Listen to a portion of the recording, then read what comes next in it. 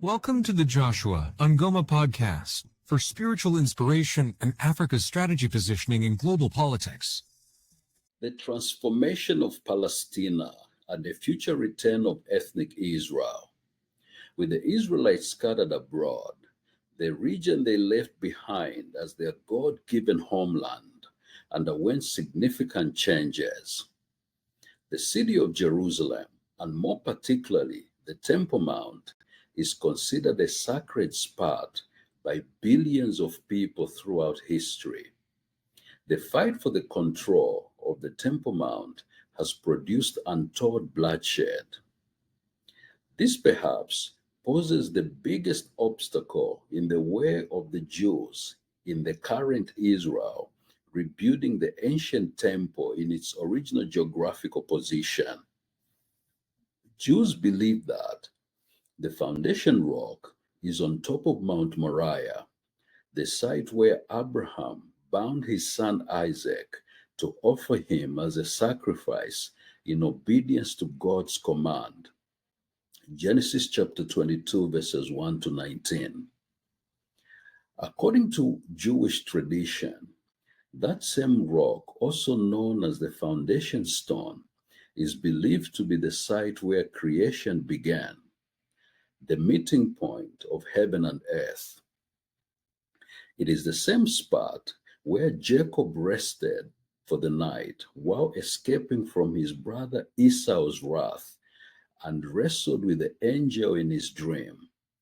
It is the center stone of the Temple Mount. Muslims also believe this to be the place where their prophet Muhammad led the prayer during his night journey. The occult worshippers also claim the Temple Mount as the origin for pagan gods and sacrifices on the hilltop, and the tradition continued in changing forms and times. The site was made holy when King Solomon built the Jerusalem temple there. The controversy persists regarding the investigations on when the site was first settled because excavation is impossible there. This is because there is not only a holy site built on the mount already, but also unrelenting political tensions are rife. Two main camps have developed in biblical archaeology. With material evidence scarce, the first school of thought takes the biblical literal view and believes King Solomon constructed the first temple there in the 10th century BC. Based on available archaeological evidence, the second school of thought suggests that Jerusalem in Solomon's time was a small hilltop village, and that the site that would come to be known as the Temple Mount wasn't even inside it. Until the 19th century, there was no significant excavation work conducted at the Temple Mount. During that period, the British archaeologists Charles Wilson and then by Charles Warren excavated the area.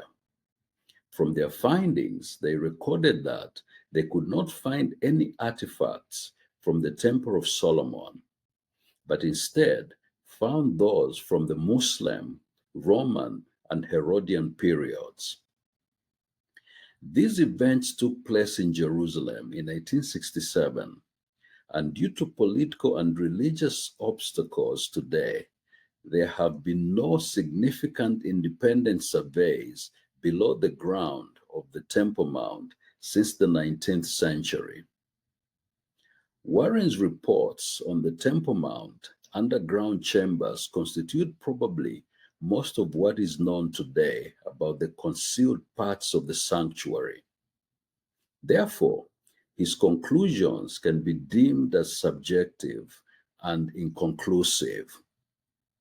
However, biblical literalists are confident that if the Temple Mount could be excavated today, a great temple dating from the days of Solomon would be found. King Solomon built the temple upon the rock at Mount Moriah in 1000 BC, but the Babylonian king Nebuchadnezzar destroyed it in 587 BC. Nearly 40 years later, in the year 538 BC, Cyrus the Great of Persia led the Israelite exiles in Babylonia to go home. According to the Bible, the returnees began to rebuild a temple almost immediately. It was dedicated in 515 BC. The book of Ezra recounts that old people who had seen the splendor of the first temple wept because of the shabbiness of the second temple. Ezra chapter 3 verse 12. But many of the priests and Levites and heads of the fathers' houses, old men who had seen the first temple, wept with a loud voice when the foundation of this temple was laid before their eyes. Years later, it was rededicated by the Maccabees in approximately 160 BC after its defiling by the Seleucids. Judas Maccabees led the ancient Israelites and vanquished the Greek oppressor Antiochus. But it was Judas's young brother who shook off Greek rule 20 years later. Hanukkah is the Jewish festival of lights. It celebrates the Maccabean revolt between 167 to 160 BC and narrates the fact that the Jews, led by Judas Maccabees, rebelled against and defeated evil Greek emperor Antiochus and rededicated the temple at which the miracle of the oil allegedly occurred. The miracle of the day's supply of lamp oil was believed to have lasted 8 days. King Herod was also evidently appalled by the look of the second temple. 4 centuries later, he set about rebuilding it in a whole new dimension, vastly bigger and grander. King Herod rebuilt and massively expanded the second temple built by the returnees from Babylon in 20 BC. King Herod expanded the Mount Moriah plateau to become a colossal platform with huge retaining walls to accommodate the large temple building and administrative offices.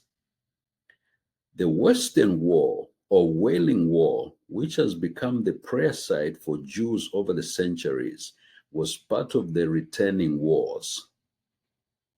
The existence of this second temple is corroborated by Jewish, Greek, and Roman extra-biblical sources.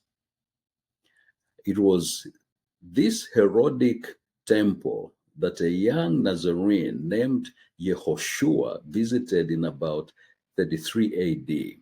According to the Christian Bible, he cracked his whip and overturned the tables of the money changers and the seats of the pigeon dealers. Matthew 21, verses 12 to 13.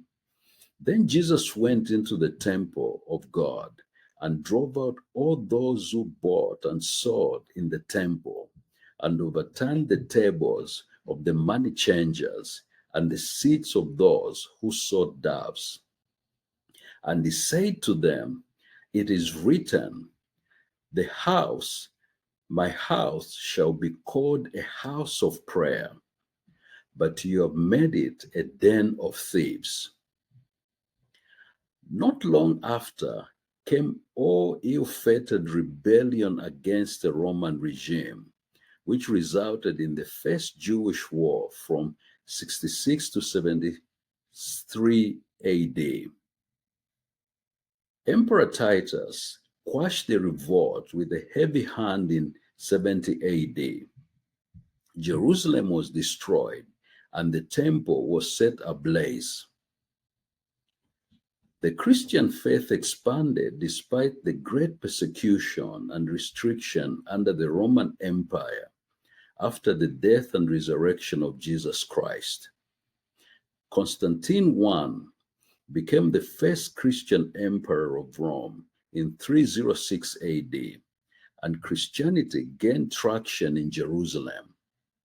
In 327 AD, the Roman Emperor Constantine the Great issued an edict which protected Christians in the empire. He converted to Christianity on his deathbed, and he was the first emperor to adhere to the Christian faith. Although the Temple Mount was not built under Constantine I, he ordered the building of the main Christian shrine called the Church of the Holy Sepulchre on Golgotha. The site was a pagan temple, Jesus' crucifixion and tomb. The Holy Sepulchre still exists in this same spot. The rise of Emperor Julian in 361 AD saw the undoing of Christianization of the empire when he decreed that the Jews would rebuild the temple. Emperor Julian was devoutly pagan and wished to reinstate the worship of Roman pantheon. The Jews enthusiastically took the task of rebuilding the temple, but their hopes were crushed less than a year later when Julian was killed in battle in Persia. With his death, his protection for the Jews disappeared. Over the centuries, the pagan shrines on the temple's mount were deserted. The deserted compound crumbled and was overgrown. Some Christian theologians, though, believe this is to be the act of God, that the old covenant with the Jews or the Israelites was void, and a new covenant, symbolized by the new Christian Jerusalem, had happened. That too was short-lived. A new religion took form, led by a merchant named Muhammad in the desert of Arabia. Consequently, Islam united the Arabian Peninsula before Muhammad died in 632 AD. Arabic rule and Islam spread quickly in Syria, Palestine, Persia, and Egypt. In 570 AD, Prophet Muhammad was born in Mecca. His birth was significant in the region. He established the Islamic faith, which also traces its roots to Abraham as its patriarch, just as Christianity and Judaism. Muhammad based many of his Islamic doctrines on Judaism and Christianity. The original direction of Islamic prayer, the Qibla, was towards the Temple Mount until 13 years later when he changed his mind and decreed that the Qibla would be in Mecca henceforth. During Muhammad's life, neither Jerusalem nor the Temple Mount was under Muslim control. The city of Jerusalem or the Temple Mount site is not explicitly mentioned in the Quran. 5 years after Muhammad's death, Jerusalem had fallen to Muslim armies together with much of the Middle East. The head of Islam, the Caliph Umar, visited the city of Jerusalem and the Temple Mount. He ordered a wooden mosque to be built at the Temple Mount's southern end, and in 691 AD, another caliph, Abdel Malik, built a shrine over a rock in the middle of the Temple Mount. To this very day, the once gray, now golden dome of the rock, the Al-Malik's shrine, shelters the rock.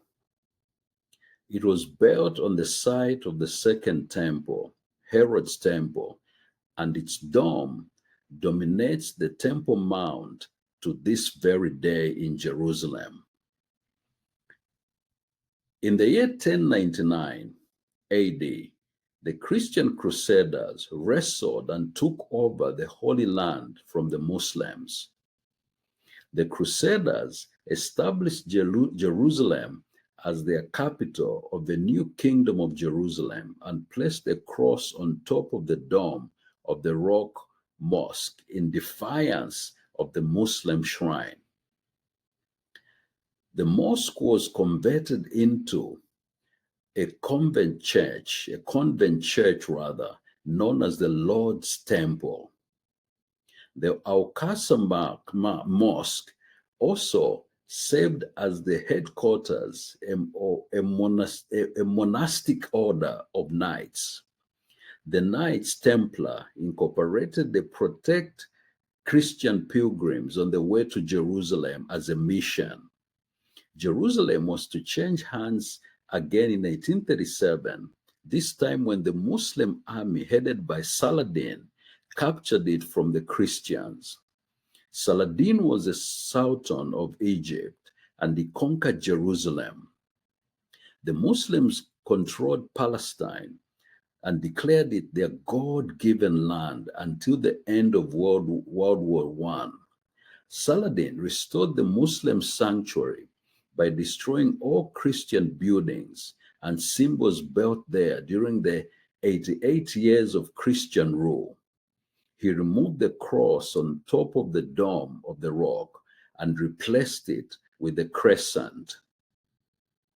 Saladin also founded an endowment dedicated to the upkeep of Jerusalem's holy site, and to date, it controls and manages the Temple Mount.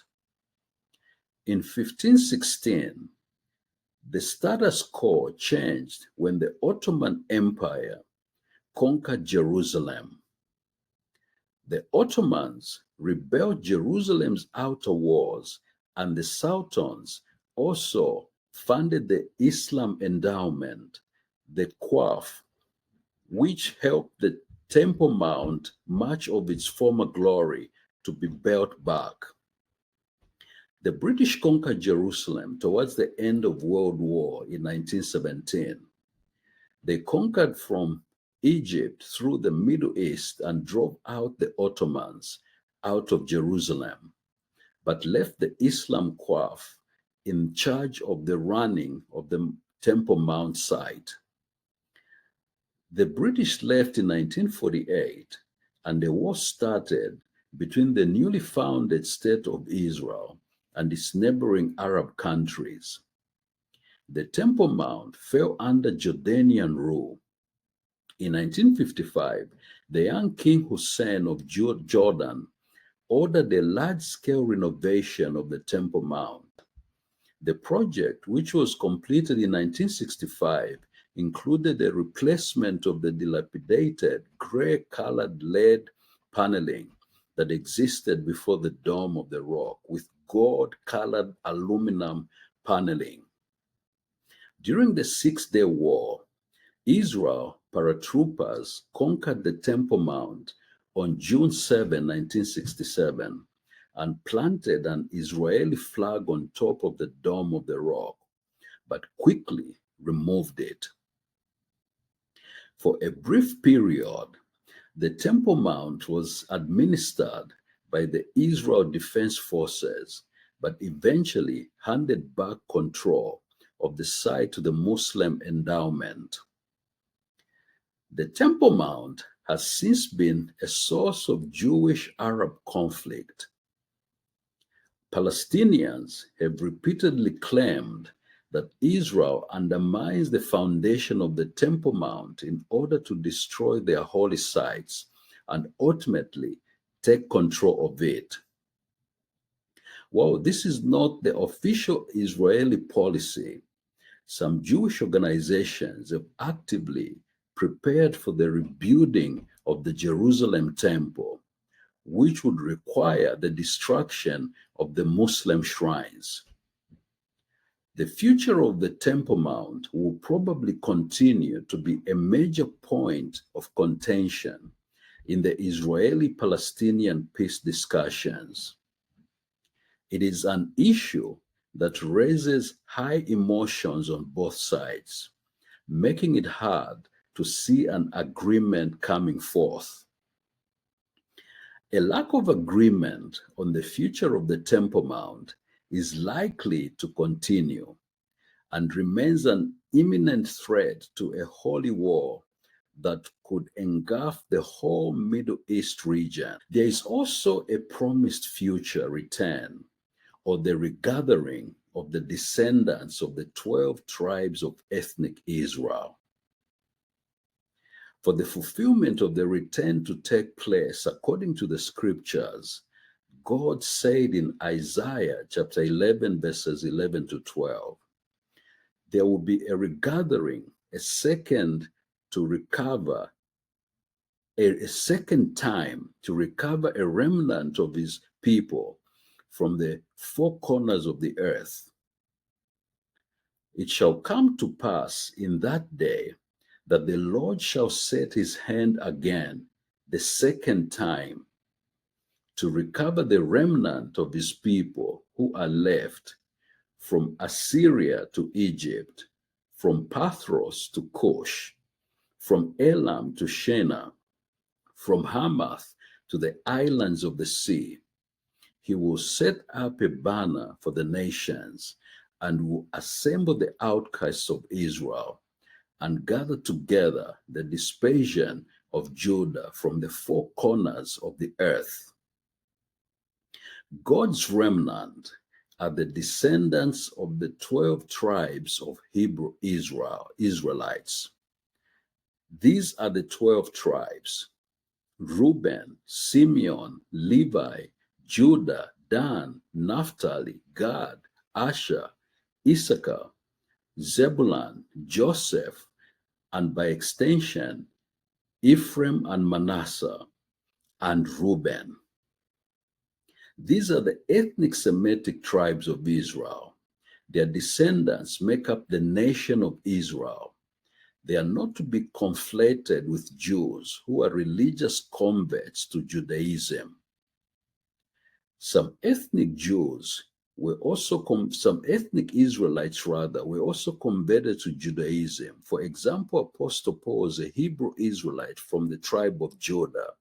He was also a devout and ranking Jew in the religion of Judaism. He persecuted Christians until his dramatic conversion to Christ on his journey to Damascus to persecute Christians. The scope of this regathering is from four corners of the earth, which include from Assyria, Iraq, Western Asia, Egypt, North Africa, Pathros, South Egypt, Nubia, Sudan, Kush, West Central Africa, East and Southern Africa and Arabia, Elam, Iraq, Shinar, Hamath, the islands of the sea, many more islands in both the Atlantic and Pacific Oceans, including the Americas, West and East Indies. The prophet Ezekiel says the gathering will be out of all countries. Ezekiel 20, verse 34. For I will take you from among the nations, gather you out of all countries, and bring you into your own land. Ezekiel 36, verse 24. I'll bring you out from the peoples and gather you out of the countries where you are scattered, with a mighty hand, with an outstretched arm, and with fury poured out. Prophet Isaiah further says regathering will be from the east, west, north, and south, and from the ends of the earth. Isaiah 43, verse 5 to 6. Fear not, for I am with you. I'll bring your descendants from the east and gather you from the west. I'll say to the north, give them up. And I'll say to the south, do not keep them back. Bring my sons from afar and my daughters from the ends of the earth. Some biblical scholars use the above text to suppose that Israel was already regathered, dismissing the option that the descendants of the 12 Hebrew tribes are still scattered in all four corners of the earth. This argument is based on what happened when the Persian Empire, under the rulership of King Cyrus, helped Zerubbabel, Ezra, and Nehemiah in bringing back the tribes of Levi, Benjamin, and Judah to Israel between 536 to 444 BC.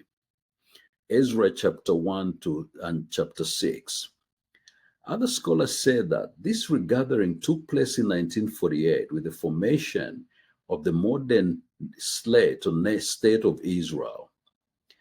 There are three important points to highlight here. Number one, during the time of Ezra, only three tribes, Benjamin, Judah, and Levi, that dealt in the southern kingdoms of Judah were brought to Israel. Not all the children of Israel from all the 12 tribes were brought back to Israel. The requirement for the fulfillment of the prophecies of the regathering is that the scattered of Israel and the dispersed of Judah from four corners of the earth will be assembled. In the book of Ezra, only three tribes were brought back, and not the house of Israel and the house of Judah altogether. Number two, the three tribes were brought back from Babylon. Babylon was a city in ancient Mesopotamia, modern Iraq today. Babylon does not amount to the four corners of the earth. This regathering certainly does not amount to the second time God regathered his people. Number three, in 1948, only the European Ashkenazi Jews from Europe came to Palestine after the Holocaust. Then followed the Sephardic Jews, Spaniards, and some Ethiopian Beta Falasha Jews.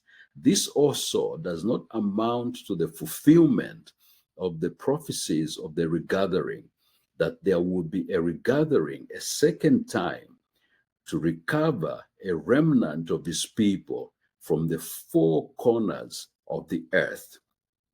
Thank you for watching and listening. Until next time. Thank you for listening to the Joshua Ungoma podcast. Bye for now until next time.